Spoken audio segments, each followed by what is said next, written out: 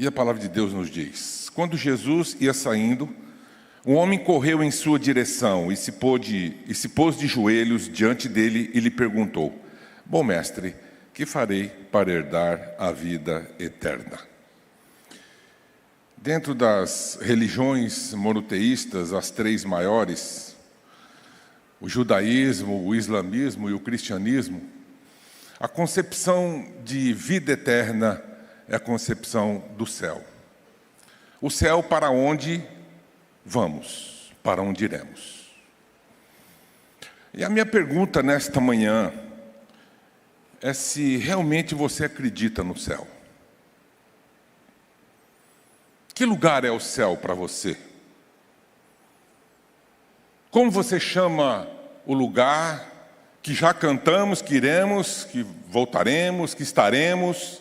Mas qual é o local que você vai passar a sua eternidade, se cristão for?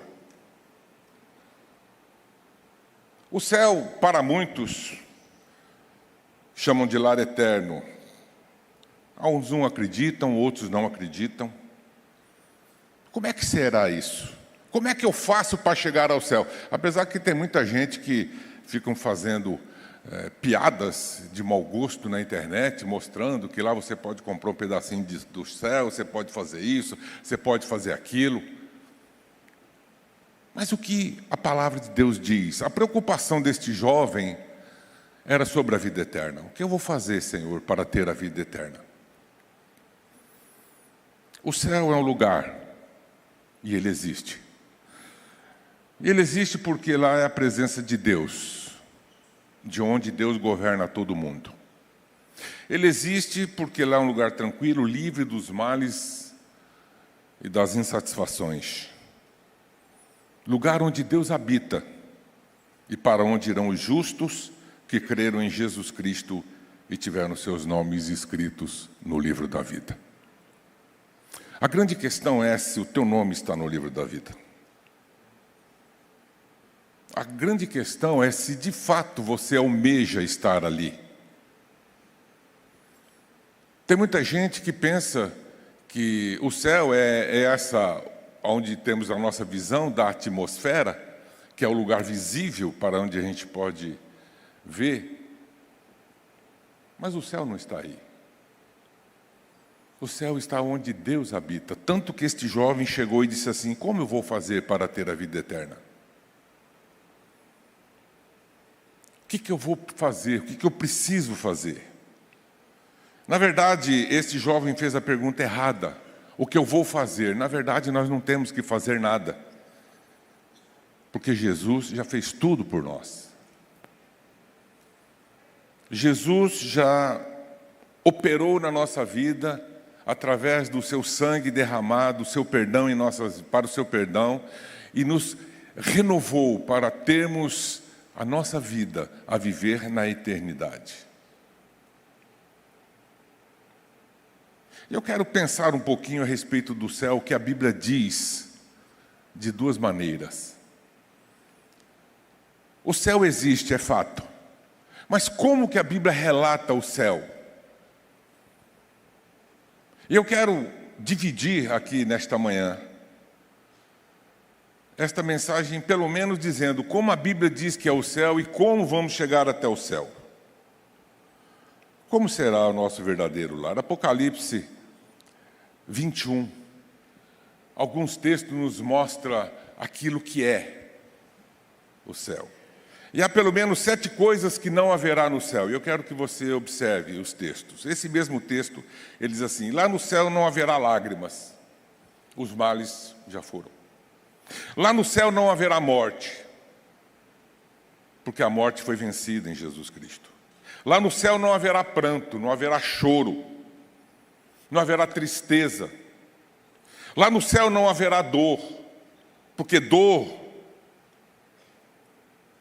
a dor faz parte da nossa humanidade, da nossa natureza humana. O desespero, lá não há, porque lá só é o local de alegria e de paz. No céu não haverá templos, o versículo 22 diz. E ele diz assim: eu vi um templo, não vi templo algum na cidade, pois o Senhor Deus Todo-Poderoso e o Cordeiro são o seu templo.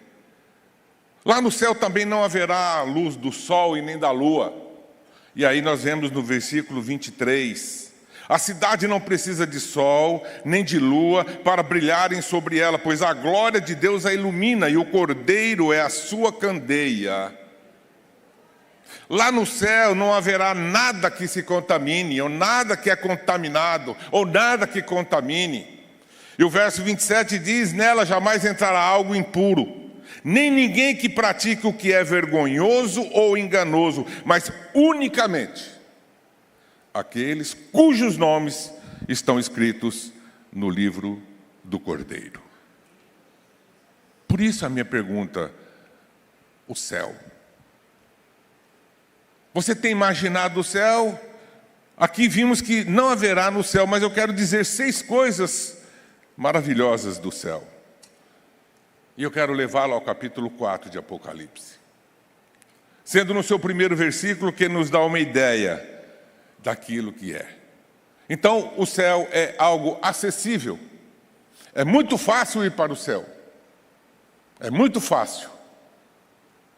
Mas a dificuldade está em mantermos a nossa conduta, mantermos a nossa maneira, mantermos a nossa maneira de ser. Lá no céu, 6 maravilhas, a porta está aberta. E é para todos. É para todos aqueles que reconhecem Cristo Jesus como Salvador. Deus nos convida para subir ao céu. E quem nos leva é Jesus Cristo, que é Deus homem, que se habitou entre nós, se fez carne e estava aqui, veio buscar. No céu é um lugar de revelações. E eu lhe mostrarei o que deve acontecer depois dessas coisas. Então todas as nossas ansiedades e angústias a respeito daquilo, não terá mais, porque será tudo revelado a nós. As nossas preocupações do que será, o que deixar de ser. Mas o céu também é um lugar da eterna aliança. Aquele pacto, o vínculo que jamais se quebrará. Isso está demonstrado dentro de um arco-íris, que é a eterna aliança que Deus, a aliança que Deus fez com Noé. E isso aqui está representado no capítulo 4, verso 3. Aquele que estava assentado era de aspecto semelhante a jaspe e sardônico, um arco-íris, parecendo uma esmeralda, circundava o trono. A eterna aliança, que jamais será quebrada. A palavra de Deus jamais será mudada. E por fim, aliás, um lugar de poder e autoridade, versículo 5. Que do trono saíam relâmpagos, vozes e trovões, e diante dele estavam acesas 7 lâmpadas de fogo, que são 7 espíritos, que são os 7 espíritos de Deus. No céu, poder e autoridade. E por fim, um lugar de profunda adoração. Versículos 8 e 11. Dia e noite repetem sem cessar: Santo, Santo, Santo é o Senhor, o Deus Todo-Poderoso, que era, que é e que há de vir. Tu, Senhor e Deus nosso, é digno de receber a glória, a honra e o poder, porque criaste todas as coisas, e por tua vontade elas existem e foram criadas. Este é o lugar que está reservado para aqueles que creem. Por isso, a ansiedade daquele jovem neste encontro não teve uma resposta para ele satisfatória, porque Jesus exigiu dele algo que ele deveria fazer. Ele deveria abrir mão das coisas que o prendiam para poder reconhecer que só há um Deus.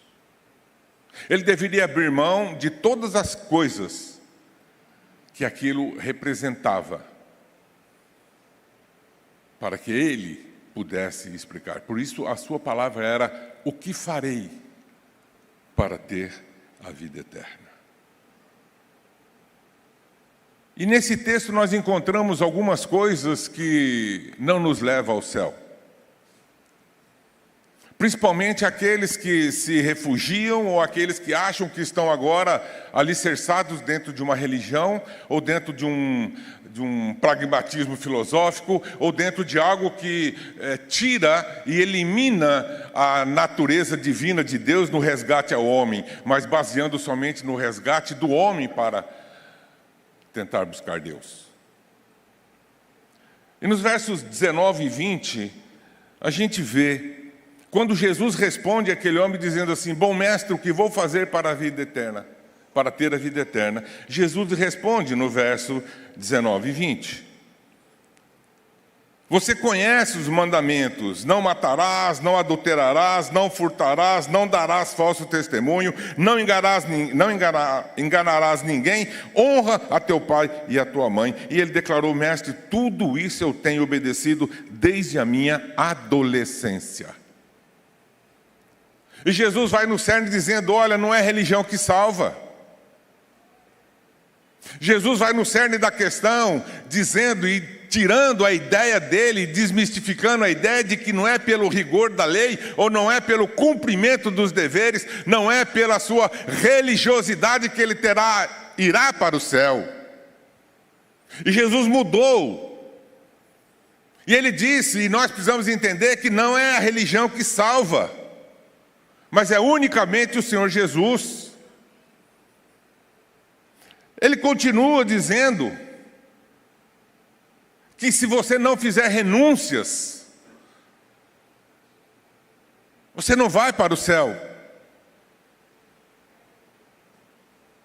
Porque algo pode estar ocupando o lugar de Deus na sua vida.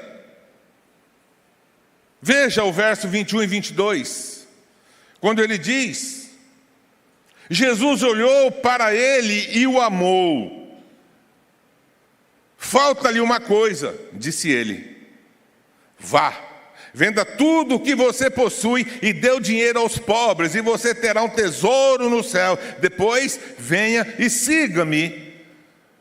Diante disto, ele ficou abatido e afastou-se triste, porque tinha muitas riquezas.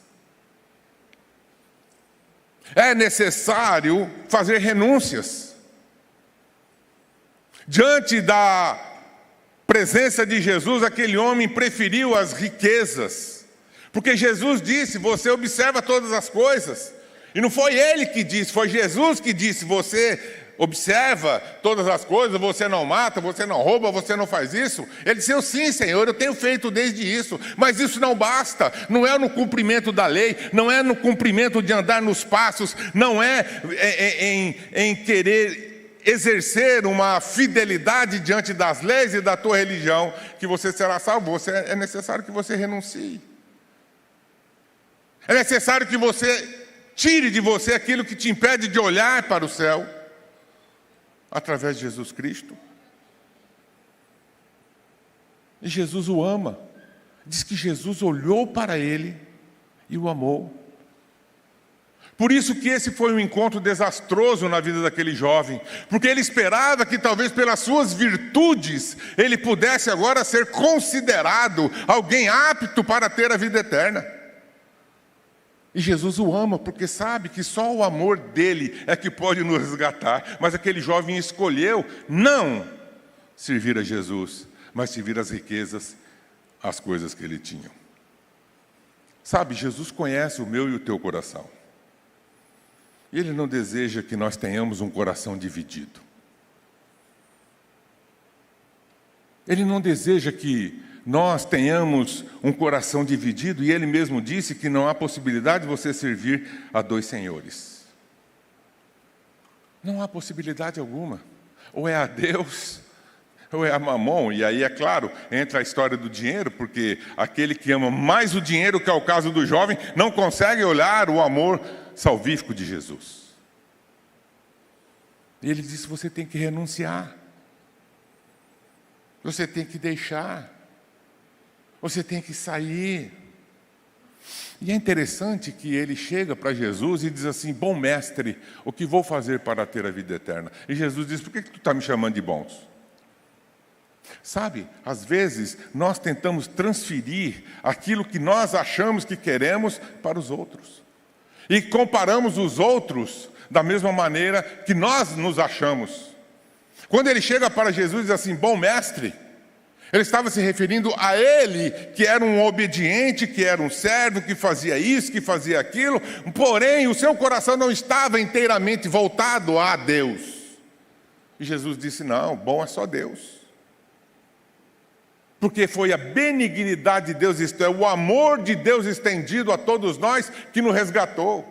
Não foi por mérito meu, não foi por mérito seu, não foi por aquilo que temos, não é pelo dinheiro que podemos ter, não é pela família que podemos ter, mas nós somos resgatados através do momento que nós olhamos para Jesus e aceitamos o seu amor.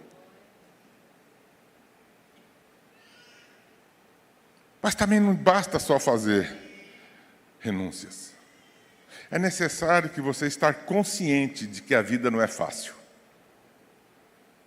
A vida cristã não será fácil. Eu sempre digo que às vezes a gente não tem problema quando está sem Jesus, e quando nós aceitamos Jesus, nós adquirimos mais um problema. Porque se o diabo não se importava com você, agora ele vai se importar. E ele vai colocar coisas na sua vida para que você possa sempre desviar a atenção. Porque a única função dele é roubar, matar e destruir. E ele quer matar, roubar e destruir a nossa paz e o nosso relacionamento com Deus. Quando não fisicamente. Então é por isso que nós devemos estar conscientes. E Jesus diz isso no verso 23 para aquele jovem. E diz assim: Jesus olhou ao redor e disse aos seus discípulos: como é difícil aos ricos entrar no reino de Deus. A questão não é os ricos de terem dinheiro, mas a questão é aqueles que colocam outras coisas no lugar de Deus. Às vezes é um filho, às vezes é a esposa, às vezes é o esposo, às vezes é a família. Enquanto pastor em Palmas, eu tive um jovem não, já um senhor maduro, que frequentou a igreja. Primeiro ele foi zelador de uma igreja em Palmas, por 3 anos. Ele não saía da igreja. Depois ele começou a frequentar a nossa igreja, que era próxima da casa dele, porque ele havia sido casado com uma moça que era filha de um membro da nossa igreja, e ele frequentou. Ele não perdia um culto. Ele não perdia um culto. Nós tínhamos semana de oração, ele estava presente. Nós tínhamos as reuniões, ele estava presente. Ele se mostrava interessado, ele se mostrava ativo, ele queria, sim. E um dia, num estudo bíblico, eu disse para ele: você já aceitou Jesus? Ele disse: não, e nem posso. Aí eu parei. Ele disse: pastor, eu vou te dizer uma coisa. A minha mãe, que mora aqui em Pernambuco, tem 97 anos. E ela jamais admitiria que um filho dela fosse protestante.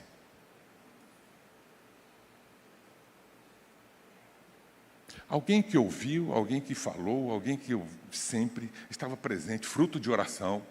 Orava até igual um crente. Sabia tudo de cor, mas eu não posso, porque ele não queria decepcionar a sua mãe. Para esses, Jesus está dizendo, é difícil entrar, porque a riqueza no texto mostra que aquele homem era de bens, mas a riqueza deste homem e de tantos outros são obstáculos familiares, ou quem sabe coisas na sua vida que te impedem para receber o amor de Deus.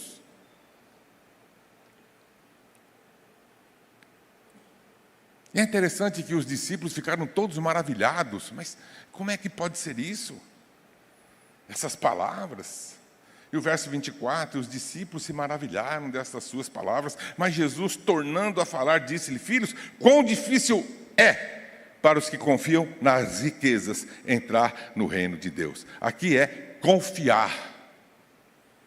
Jesus explica o confiar. Lá ele coloca a riqueza como impedimento, mas agora confia, porque muitas vezes nós confiamos em cavalos e cavaleiros, nós confiamos no dinheiro, nós confiamos no nosso trabalho, no nosso político que nos influencia, nós completamos e nos confiamos em todas as coisas, mas nós deixamos de confiar naquele que é o Todo-Poderoso. E Jesus estava dizendo para ele, para os que confiam nas riquezas. E ainda assim eles ficaram maravilhados, mas agora fizeram a questão, então, quem é que pode ser salvo? Nós precisamos estar conscientes de que a salvação é única e pessoal. E ela tem que ser algo que você coloque Deus em primeiro lugar na sua vida.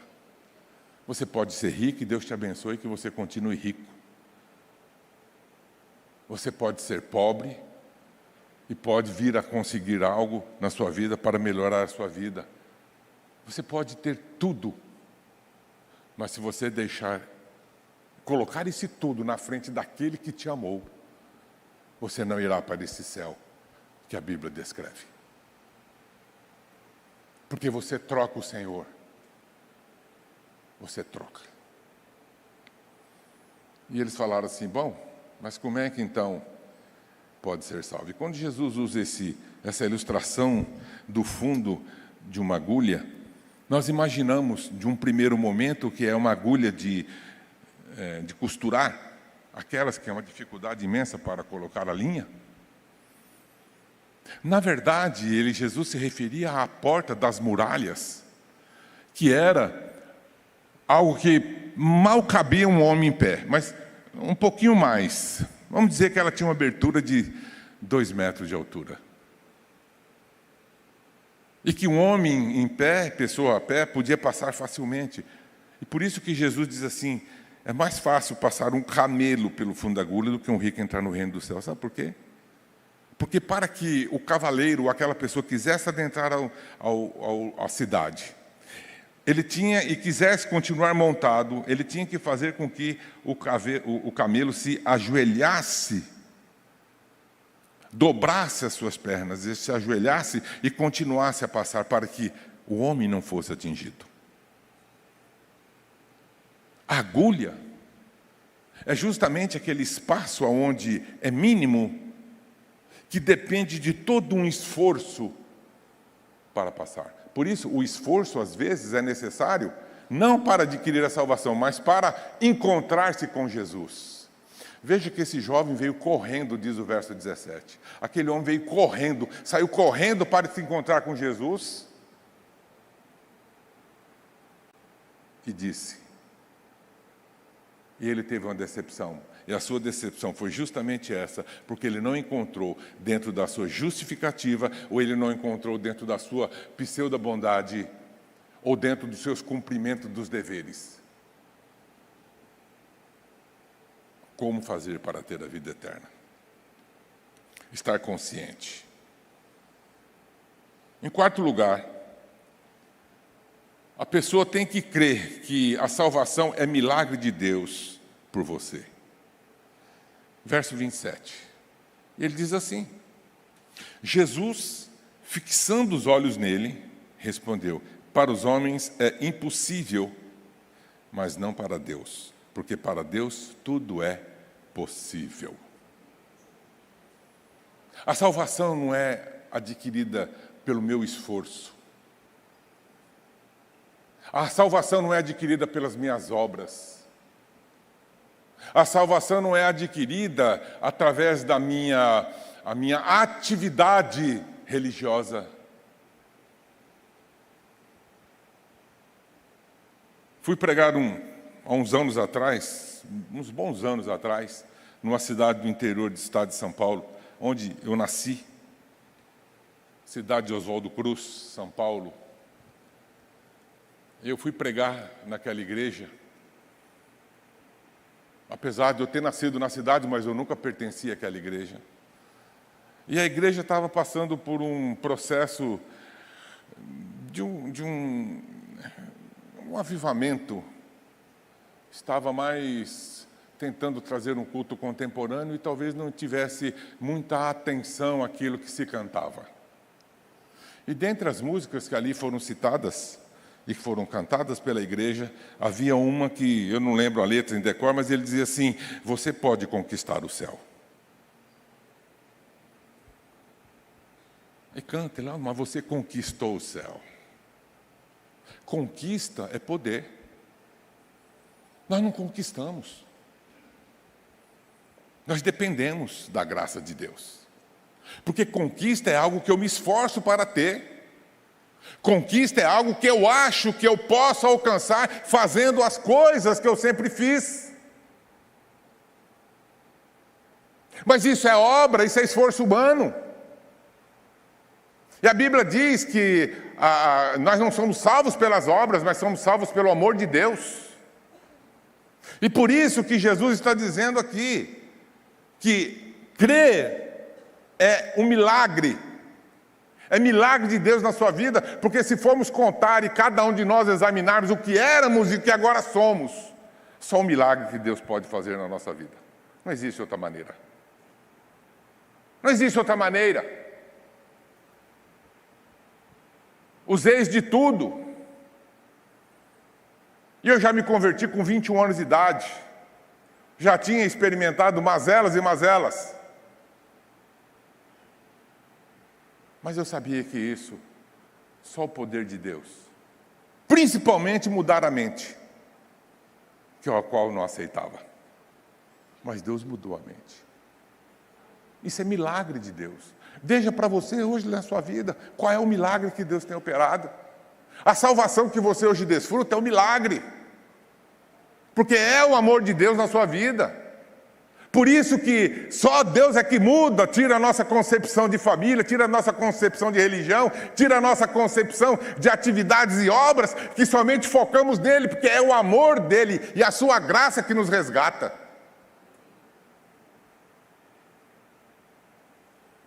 Por isso, obras não vão te salvar. Dinheiro não vai te salvar. Família não vai te salvar. Aliás, tudo aquilo que você colocar diante de Deus e adorar mais do que a Deus, não vai te salvar. A não ser o único, que é Jesus Cristo, nosso Redentor.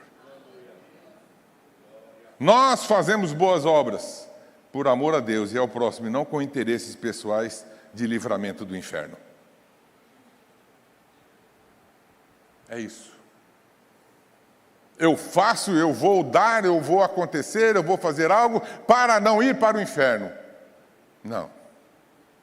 Você não deve dar nada, você não deve fazer nada para adquirir a salvação. Mas essas coisas serão acrescidas após você ser uma pessoa transformada em vida. Por isso que a igreja, ela sempre cabe dentro de um momento de estar auxiliando aquele que ainda não conhece a salvação.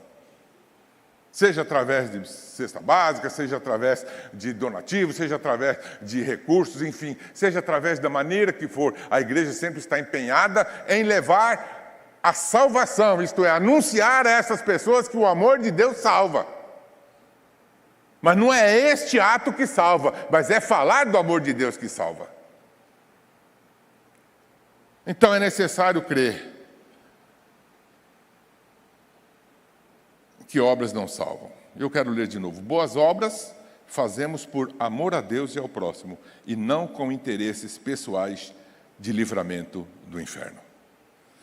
Mateus 18:3, Jesus diz assim: e eu lhes asseguro que, a não ser que vocês se convertam, jamais entrarão no reino dos céus. Ah, mas é impossível. Se quebrante diante de Deus. Ah, mas eu não posso porque eu tenho família, porque eu tenho isso, eu tenho aquilo. Se quebrante diante de Deus e peça que Deus o salve. Porque Ele é gracioso e Jesus o amou, olhou para Ele e o amou e disse: te impede alguma coisa, uma coisa te impede. É que você tem colocado essas coisas diante, para que você não olhe para Ele. Mas ainda mais uma coisa que você precisa fazer, e Jesus disse àquele homem, está nos versos 28, 29 e 30. Você tem que tomar uma decisão pessoal por Cristo. E o texto diz assim: Pedro começou a dizer-lhe: eis que nós deixamos tudo e te seguimos. Respondeu Jesus: em verdade vos digo que ninguém há que tenha deixado casa, ou irmãos, ou irmãs, ou mãe, ou pai, ou filhos, ou campos, por amor de mim e do Evangelho, que não receba 100 vezes tanto já nesse tempo, em casas, e irmãos, e irmãs, e mães, e filhos, e campos, com perseguições, e no mundo vindouro. Deixamos casa, deixamos pai, deixamos mãe, mas recebemos 100 vezes mais, porque recebemos 100 mais irmãos, irmãs e pessoas que nos apoiam, que estão caminhando conosco, a partir do momento que eu decido servir a Jesus. Mas o texto deixa claro, com perseguições, por isso não é fácil. Não é fácil você querer deixar as coisas e seguir a Jesus. Tem gente que diz assim: não, agora é fácil. Não, você vai ter mais um problema na sua vida. Você vai ser perseguido, você vai ser odiado. Aquele moço deixou de crer em Cristo Jesus, que eu acho que no fundo ele cria, mas não queria confessar, porque a Bíblia diz: aquele que crê no seu coração e confessa com a sua língua, esse será salvo. Não adianta a pessoa dizer assim: não, mas eu creio, mas não confessa. Não adianta. Porque se você não confessa porque você tem vergonha de Jesus, e Jesus terá vergonha de você lá no final dizendo assim: eu não te conheço não, cara. Eu não sei nem quem você é. Mas Senhor, eu estava lá, eu fazia de tudo, eu participava de tudo. Não sei quem é. Não te conheço. Sabem por quê? Porque acha que não precisa renunciar, e é necessário renunciar. Uma decisão pode ser diferente das pessoas da sua família. E cada um de nós temos uma maneira, e cada um de nós temos uma história do nosso encontro com Cristo. Ninguém teve a mesma experiência de encontrar a Cristo do que outros. Ninguém. Eu tive a minha, você teve a sua.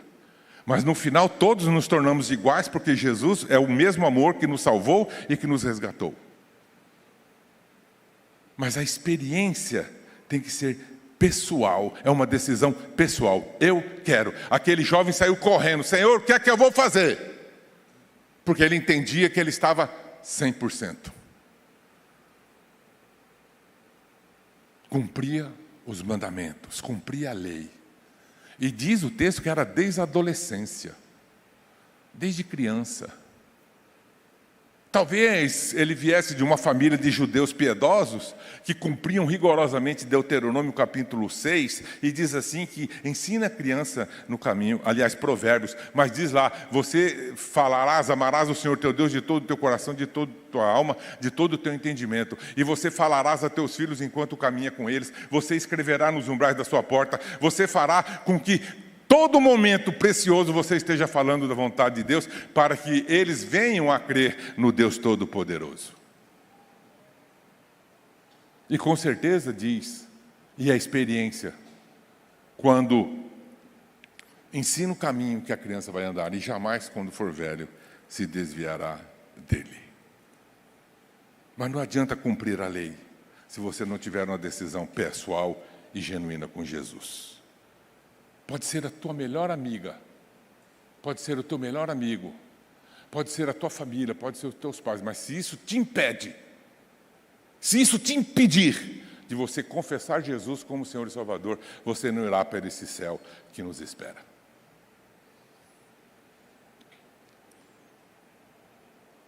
Você precisa contrariar as pessoas que amam nos seus relacionamentos. É isso. Se pessoas que você ama te impedem de dar uma decisão, você tem que contrariar. Você tem que ir contra a decisão formada que eles têm a respeito dessas coisas. Aquele homem tinha sua mãe de 97 anos. Provavelmente, isso já faz mais de 20, essa mulher já deve ter morrido.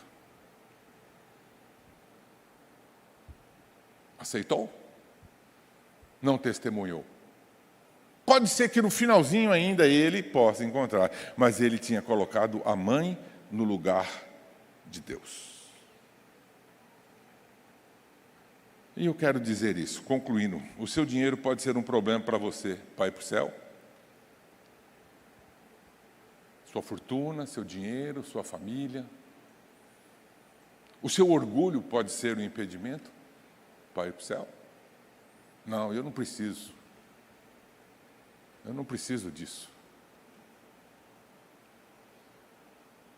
A sua religião, seus amigos, sua família, sua esposa, seu esposo, pode ser um impedimento? Então você tem que se libertar hoje. Sabe por quê? Porque nós nunca sabemos o que vai acontecer conosco no próximo segundo. E você tem que estar preparado para isso. Tanto que em Lucas capítulo 23, 43, Jesus diz assim, Jesus lhe respondeu, eu lhe garanto, hoje você estará comigo no paraíso. E ele disse esta palavra a um homem que não tinha a menor possibilidade aos olhos humanos de reconciliação.